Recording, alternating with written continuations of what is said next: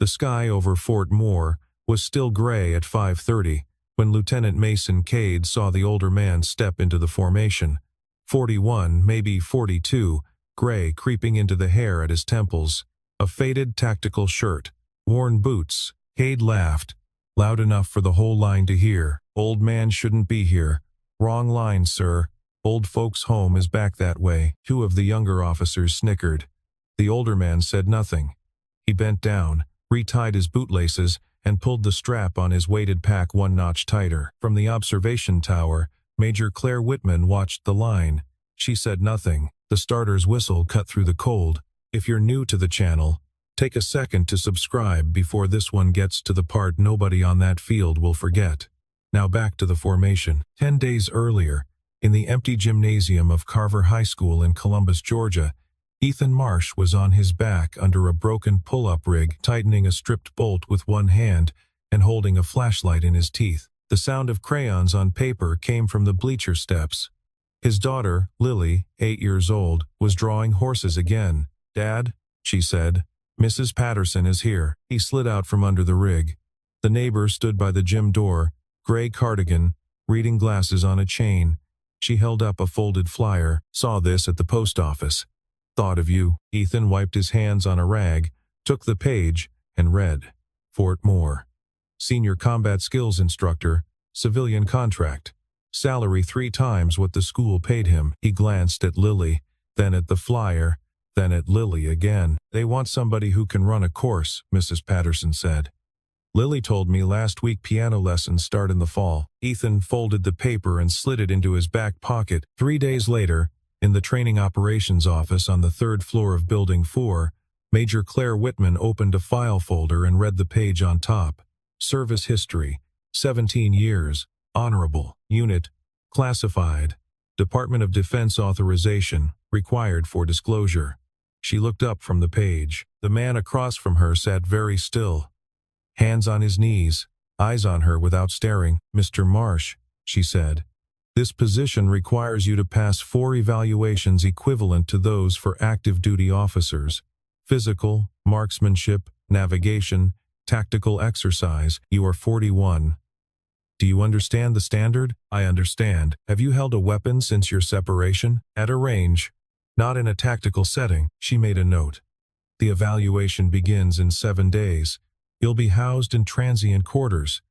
Report to Building 7, 0500 Monday." He stood, took the paperwork she offered, and walked out without looking back. Whitman watched the door close. Then she signed the training evaluation authorization at the bottom of the form and sent the folder down the hall to civilian personnel. Lieutenant Colonel Bradford Hayes opened the same folder 20 minutes later. He read the same line, unit classified, and the corner of his mouth tightened. He signed. After Whitman's name went out of the building, he picked up his desk phone and dialed a number that did not appear in any directory. "I've got an odd one," he said. "Might be worth a look." The next morning, Ethan walked the long hallway between Building 4 and the transient quarters with his duffel over one shoulder.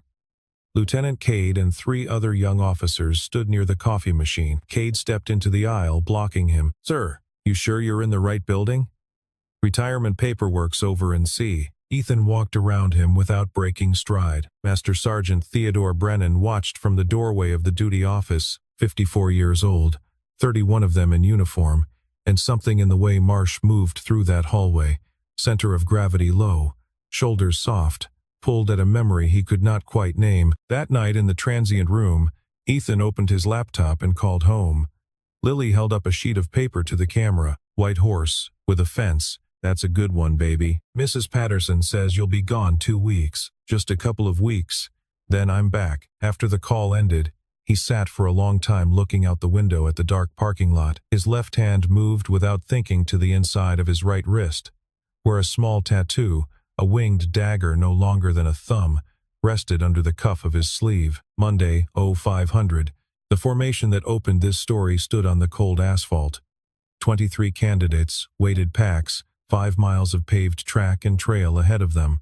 The whistle blew. The young officers surged. Cade led the front cluster for the first mile. Ethan held the back of the pack. Even pace, short breaths.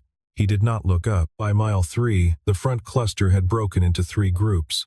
Cade was in the second now, mouth open, sweat dark on his shirt. Ethan moved past him on the inside of a turn, said nothing, kept his pace. At mile 4, on the long downhill where the trail dropped through pine, Brennan stood on a rise with binoculars. He watched Marsh come down the slope. Short steps, knees low, weight kept over the lead foot. No wasted energy. The technique was not something taught in a basic infantry course. It was something taught in mountain selection schools, in week-long ruck phases, where men washed out from the small mistakes that compounded across 30 miles. Brennan lowered the binoculars. He turned to the corporal beside him. Pull his file. The original. Not the summary. Marsh crossed the finish 4 minutes and 11 seconds ahead of the second-place candidate, a 28-year-old captain from 1st Battalion. He was not winded. He set his pack down, drank from a canteen, and sat on the curb to wait. Whitman stood on the observation deck above the finish, clipboard in one hand. She watched the seconds tick over on the digital timer, and then looked at Marsh, then back at the timer. Her eyebrow moved once. That afternoon, in the shoot house, Hayes had quietly rearranged the schedule. Marsh was now assigned to the 4 o'clock run, when sun glare cut hardest through the windows along the east wall. Whitman caught the change on her clipboard and walked it down to Hayes's office. Colonel, the schedule I signed this morning did not have him in the 4 slot. I made a small adjustment. For fairness, she wrote something in her notebook, closed it, and did not argue in front of the candidate who was waiting in the hall. Marsh entered the shoot house. 18 targets, mixed civilian and threat, 60-second window. He came out with 18 confirmed in the kill zone. 0 civilians struck, including the new target Hayes had added that morning, a small mannequin holding a stuffed bear, placed 3 feet from a threat target. Cade went next, 16 of 18, 1 civilian hit. After the last run, Brennan walked into Whitman's office and set his notebook on her desk. The page was open to handwritten lines. Major. I saw this technique once. Afghanistan, 2011. The man who used it didn't have a name on any roster I was cleared to see. Marsh isn't a civilian, or he hasn't been one for very long. Whitman opened the file folder again. Her finger stopped on the line that said Unit Classified. She did not answer immediately. That evening, alone in her office, she opened the bottom drawer of her desk and took out a wood-framed photograph. Her father in Marines dress blues. 1998. She set the frame in front of her on the desk and looked at it for a long time. At the same hour, Ethan sat on the concrete step outside the transient quarters with his phone in his hand. A text from Mrs. Patterson. Lily's asleep. She said tonight she dreamed about her mom. Said her mom was laughing. He read it twice. He put the phone in his pocket. He looked up at the stars. In a darker office on the other side of the building, Hayes opened a new email. The recipient field was an address he had used twice before, Prater.intake, no name attached. He attached a scanned copy of Marsh's file and pressed send. The land navigation exercise began at 2100 Tuesday night. 12 miles through wooded terrain, 6 checkpoints, 25 kilopacks, paper map and compass only. Rain started 10 minutes after the first candidate stepped off. Brennan had collected the backup GPS units before launch. Hayes objected. Whitman supported Brennan with a single sentence from the course requirements binder. Per spec colonel, Ethan left 4th in the order. He did not push. Every 20 minutes he stopped, oriented his map under a red filtered light, and moved on. He reached the 4th checkpoint at 01:17, 43 minutes ahead of expected pace. A quarter mile after checkpoint 4, somewhere in the dark to his left, a sound caught his attention. A short cry cut off, then a longer one. He listened. The terrain dipped toward a creek bed. Radio reception there was effectively 0. He did not call. He turned off the trail and moved toward the sound. He found First Lieutenant Sarah Vega in 18 minutes. She had slipped crossing the creek, and her left ankle was angled wrong below the boot. Her pack had pulled her into the rocks, and the side of her face was scraped raw. She was conscious. She was angry, mostly at herself. He set his pack down, opened the medical roll, immobilized the ankle with a triangle bandage, and shaped a stretcher from his rain shell and 2 saplings. He carried her 1 8/10 miles to the nearest road point, where the medic on standby could reach them. He handed her off. He drank water. He went back to the trail. He still finished first. Oh, 2:44. Brennan was at the finish line. Ethan's shirt was soaked, and Vega's blood was dark on his shoulder. Brennan did not say anything. He just reached out and took the pack. Whitman came out from the command tent. You carried her out. Anyone there would have. No, Whitman said. I've been standing at this finish line for 6 years. Not anyone. The final assessment came Thursday morning. Hostage rescue in a simulated structure. 4-person teams. Ethan was assigned as team leader of a stick that included Cade. Cade objected to Hayes in front of the candidates. Hayes smiled. Let Marsh lead. Let's see what the man can do. The team stacked outside the building. Ethan called the entry through the side door rather than the front breach point everyone else had chosen. He moved his team in a sequence none of them had drilled, but that all of them understood the moment he spoke it. 6 threat targets neutralized in 47 seconds. 3 hostage mannequins recovered intact. 0 friendly casualties. Cade came out of the building silent. Vega, back from medical and watching from the tower, spoke into the radio. Sir, where did you learn that entry? Long time ago, Ethan said. I forget the rest. That night, Brennan went down to the base archive. Fort Moore had been a transit hub for joint special operations between 2015 and 2018. He pulled a binder, an after-action report, partially declassified in 2024, Northern Syria. June 2017. The commanding officer's name had been redacted. The technical summary had not. Side entry breach. 47-second neutralization. 3 civilians recovered. 0 friendly casualties. The last page bore the declassification authorization signature.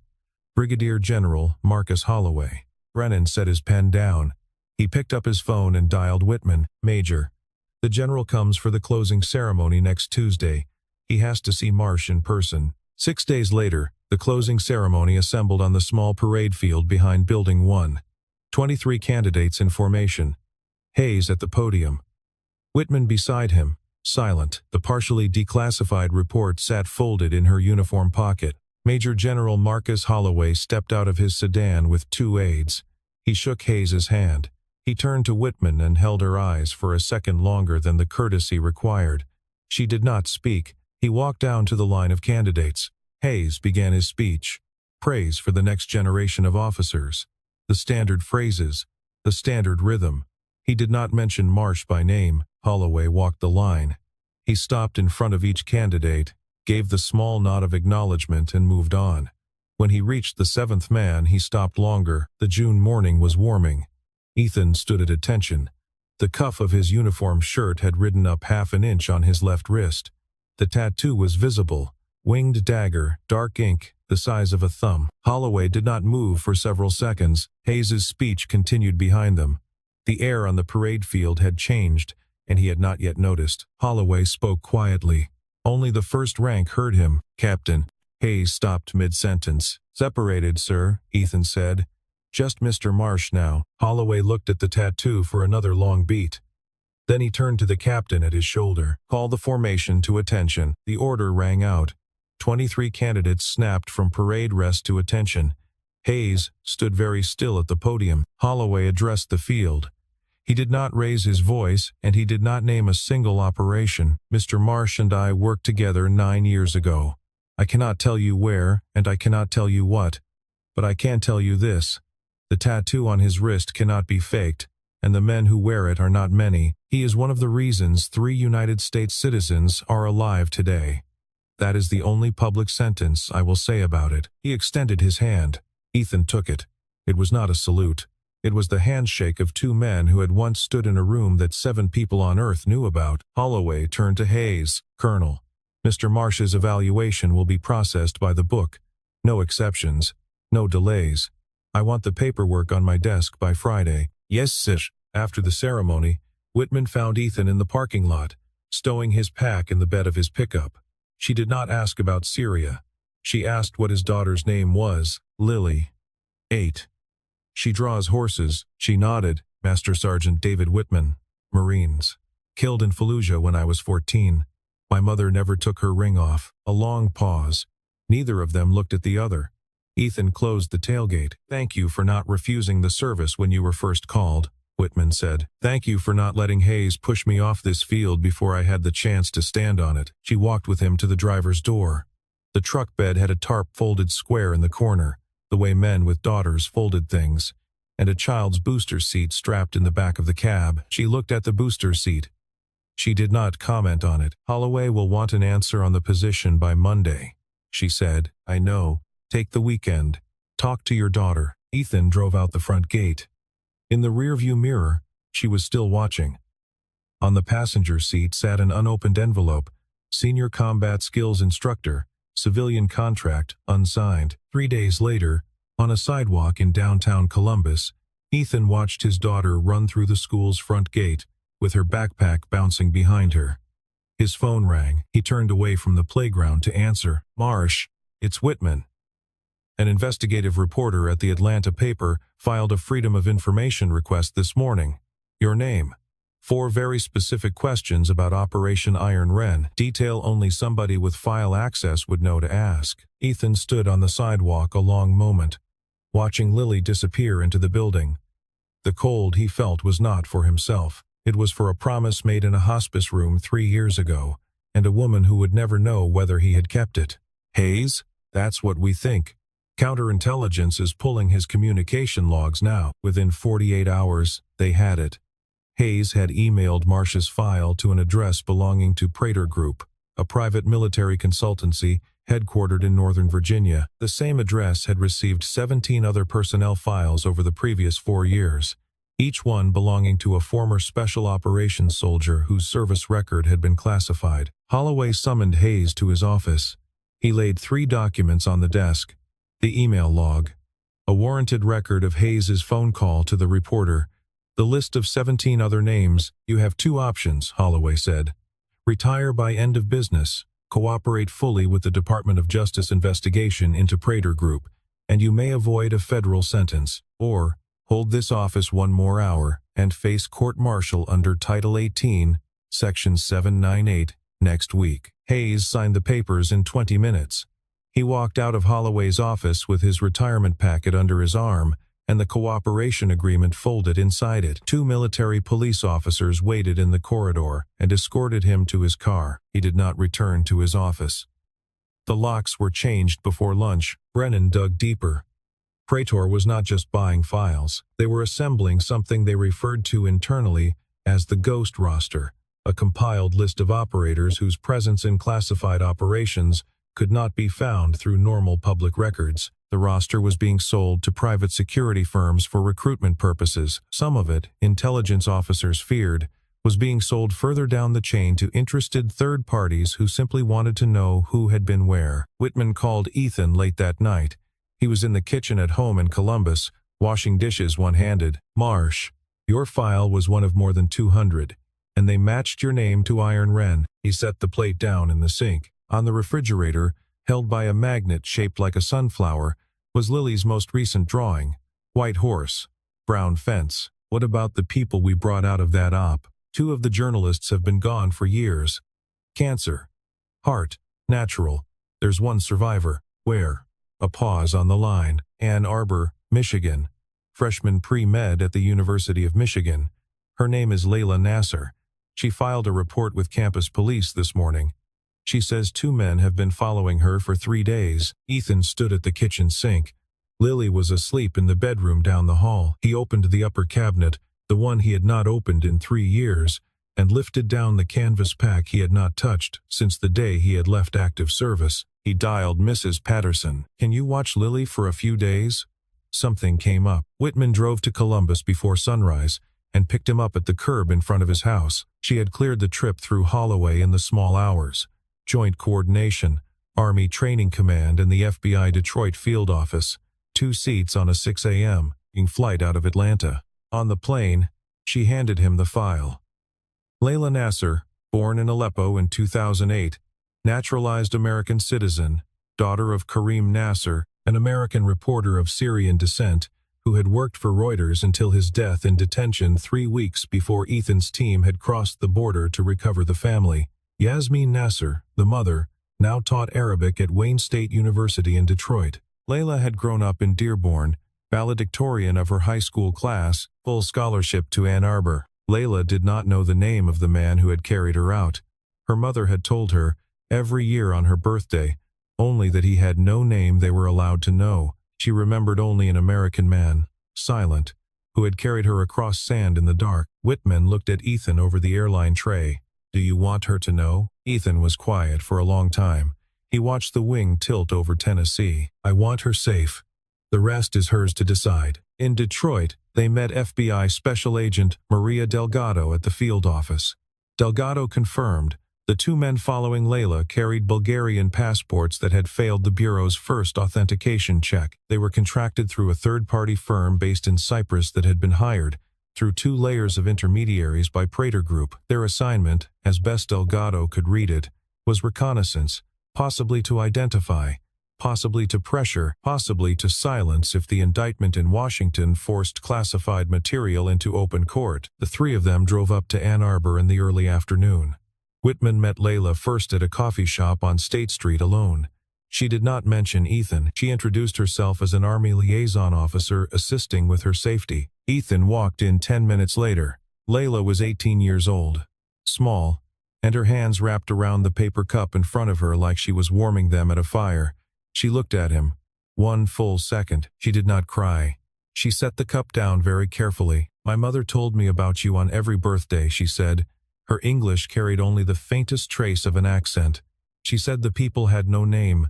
I did not think I would ever meet you. I came because you are in danger, Ethan said. Not because you needed to meet me. That is also fine. She reached into her phone case and pulled out a photograph she had clearly been carrying for years. The one her mother had kept. A man with his back to the camera, carrying a small child, lit from behind by the headlights of an idling Humvee. The desert blacked out beyond the light. She handed him the phone. He held it. He looked. He set it down without speaking. Whitman beside him did not interrupt. She watched Ethan, and she watched Layla, and for the first time she understood the shape of what he had been carrying for 9 years. They walked Layla back toward her dorm. At the corner of State and North University, Whitman's phone vibrated. Delgado, 2 of our subjects entered the parking structure adjacent to her dorm 3 minutes ago. Armed, 2147. The parking structure was 3 stories of poured concrete and humming sodium lights. Ethan, Whitman, Delgado, and a 4-officer FBI tactical team moved into position. Layla was already in motion to a safe house 8 miles north. Whitman had made the call hard and fast in the alley behind the dorm. Layla had pushed back, wanting to stay, and Whitman had not given. They were not going to do this near her. The 2 contractors waited in a rented black SUV on the 2nd level, pistols stowed below the dashboard. They were watching the elevator. They did not know she was gone. Delgado took the lead. The bureau team closed from 2 angles. Ethan and Whitman moved into a backup position near the north stair to cut a retreat. Ethan did not carry a weapon. He had no legal standing to. Whitman carried her service sidearm. Ethan watched the angles and spoke quiet adjustments into the earpiece Delgado had given him. The first contractor saw the flashlight discipline of a federal approach, opened the driver's door, and pulled. The agent at the front called the warning. The contractor raised the pistol. In the 0.8 of a second between the warning and the trigger, Ethan moved. He stepped into Whitman, put a hand on the side of her vest, and brought her down behind the concrete column, not because she would not have moved, because the angle of the contractor's pistol was tracking on her first. The lead agent shot the contractor through the thigh. The man went down behind the open door. The second contractor came out of the passenger side with his hands up, and the agents had him on his face in under 5 seconds. 21:52. No one was dead. Whitman and Ethan stayed behind the column for another breath. She was breathing fast. His hand had come to rest on her shoulder without him deciding it had. 1 second. He took it away. You didn't have to put me down, she said. I saw him, I know. But you have a brother flying out of Ramstein who needs his sister to come home. She looked at him. She did not answer with words. She put her hand on his forearm once, briefly, right above the wrist, and then stood up. 22:45. FBI Safe House, Low Brick Ranch, north of town. Layla, Whitman, Ethan, Delgado at the kitchen table. Layla asked the obvious question. Who sent them? We're tracing, Delgado said. It leads back through Prater. The indictment in Washington is going to break on the front page tomorrow, if the United States Attorney's Office gets the filing in on time. Layla looked at Ethan. Will you go home? In the morning. Can I call you? Sometimes. Ethan looked at Whitman. Whitman nodded once. Ethan turned back. Yes. 3:14 in the morning. He could not sleep. He stepped out onto the back porch of the safe house. Whitman was already there, wrapped in a wool blanket, one cushion away on the wicker bench. She did not speak. They watched the lawn. After 10 minutes, she said, "Lily is asleep." Mrs. Patterson sent a picture. She held out her phone. He took it. He looked at the photograph of his 8-year-old daughter curled around a stuffed horse. He gave the phone back. He set it on the bench between them. Their hands lay near each other on the cushion. They did not touch. A train sounded somewhere east of the safe house. The horn carried over the empty lawn and into the trees beyond. Whitman pulled the blanket higher on her shoulders. After a while, she said, "My mother used to tell me, when I was small, that the worst nights are the ones when you stop being afraid of the thing you came for, and you start being afraid of yourself." Ethan looked at the bench between them. He did not answer for a long time. She was right, he said. The Washington Post hit the news cycle at 4 in the morning Eastern Time. The front page headline ran above the fold. Defense contractor Prater Group indicted on 47 counts of trafficking classified records. 9 defendants. Cooperating witness named in the third paragraph. Lieutenant Colonel Bradford Hayes, retired. What was not in the indictment was Ethan's name, Layla's name. Operation Iron Wren. Holloway and the Justice Department had worked through the night to ensure that the identity protection on every living operator and every recovered hostage held. The contractors arrested in the parking structure were linked, through 72 hours of bureau work, to a small intermediary in Detroit, run by a former Syrian intelligence officer who had been quietly trying to erase evidence that Karim Nasser had ever cooperated with the American government. The intermediary was rolled up. The threat against Layla was assessed as terminated. Ethan and Whitman stayed one more day in Michigan to confirm Layla was safe. Yasmin Nasser drove up from Detroit that afternoon. For the first time in 9 years, Yasmin and Ethan sat in the same room. She did not say thank you. She set a small box of halawa on the kitchen counter in front of him and rested her hand on the box for 1 second, and that was the entire conversation. When Yasmin left, she did not look back. Layla walked her mother to the car and stood in the driveway until the taillights turned out of sight. Then she came back inside and sat down on the floor next to Ethan's chair, the way she had not done since she was 9 years old, and she did not say anything either. At Fort Moore, Lieutenant Cade walked into Brennan's office and stood at attention. He had read the indictment that morning. He had read the parts that mentioned Hayes by name. He had read the parts that did not mention anyone else, and he had drawn his own conclusions. "Master Sergeant, I'm requesting reassignment from the Major Combat Operations track to the instructor track.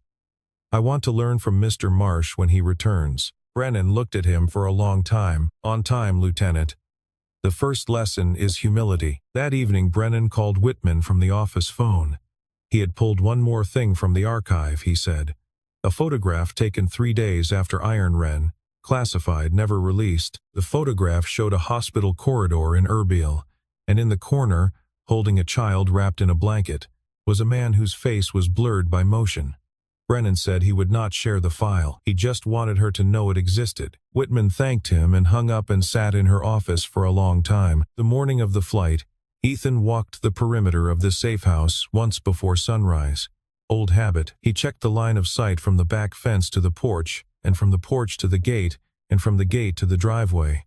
He found nothing. He went inside, started the coffee, and waited for Whitman to come down. The afternoon of the third day, Ethan and Whitman flew back to Atlanta. On the plane, she handed him a new envelope. The contract had been revised. 3 days a week instead of 4. No requirement to leave Columbus. The teaching scope was narrowed to captains and above. Holloway had signed the modification himself. "Why 3? Ethan asked. "Because Lily is 8, and she needs her dad on Thursday nights." He looked at the envelope a long time. He signed, "In Atlanta, baggage claim, near silence." Whitman drove him the 110 miles down to Columbus. When she pulled to the curb in front of 412 Sycamore Street, she shut off the engine. "Come in for coffee?" he asked. "Not yet. Lily should meet me in the morning, Not on the night her dad gets home from 3 days gone. Next weekend, she drove off. He stood on the porch and watched the taillights, then turned and unlocked the door. Lily came out of the kitchen at a run and wrapped both arms around his legs. 2 weeks later, Hayes signed a plea deal in federal court in Alexandria. 4 years, full cooperation. 6 other Prater executives were indicted on related counts. The Justice Department recovered every ghost roster the firm had assembled and worked with the Department of Defense to reseal the underlying records. Layla called Ethan once a week. The first time she called, Lily answered the kitchen phone by accident and ran it to him. "Dad." "Who is the girl?" "A grown-up friend of Dad's. Her name is Layla. Does she draw horses?" Ethan laughed. "I'll ask." The next call, before she said anything else, Layla said, "I do not draw horses, but I will learn." Whitman started coming around the house. Not often. Every other Saturday afternoon, usually. She did not try to be anyone in particular. She sat on the porch and read while Lily drew. She helped Ethan replace 2 warped boards on the back fence. She brought a tin of cookies once. Lily decided she liked them. One Saturday, she brought her father's old field manual, the one her mother had kept on the shelf above the television for 20 years. She let Lily turn the pages. Lily did not read most of it. She found the diagrams of compass bearings and asked which way her father's truck was pointed in the driveway. Ethan came out with 3 glasses of lemonade and told her north. Lily wrote the letter N in the dirt by the porch step with the end of a stick. One afternoon, sitting in the grass with a black-eyed Susan in her hand, Lily looked up at Whitman. "Are you Dad's girlfriend?" Whitman did not flinch. "I don't know. Your dad and I are getting to know each other. What do you think about that?" Lily tilted her head and considered the question with the seriousness only an 8-year-old can bring to it. "My mom told my dad before she went that he could love somebody again if he wanted to. I heard her. She said, 'I will not be jealous.'" Whitman looked away for a second. When she looked back, her eyes were a little wet, but her voice held steady. "Your mom was a very strong person." Ethan stood in the kitchen doorway. He had heard the whole thing. He did not come outside. He turned around and went to the sink and stood there for a long minute. Ethan taught his first class at Fort Moore the following Monday. 12 students, captains and majors, including Vega and Cade in the back row. He set his coffee on the lectern and opened the binder. "I'm going to teach you how to move and how to shoot and how to make a decision in less than a second. But the thing I want you to remember most is this. Technique only matters when it serves something larger than you. Without that, you are just a man with a rifle. And the world already has too many men with rifles." Vega took notes. Cade nodded slowly. Brennan stood at the back of the room and smiled. After class, Cade lingered until the others had filed out. He approached the lectern with his cover under his arm. "Sir." "About the morning of the run." Ethan looked up. "You don't owe me anything for that, Lieutenant. Pay your debts forward." Cade nodded once, sharp, and left. 6 weeks after Holloway shook his hand on the parade field, Saturday morning, the front yard of 412 Sycamore Street, the old sycamore moved its leaves in a small breeze. Lily, in a sundress with horses printed across the hem, sat on the steps with a sketch pad.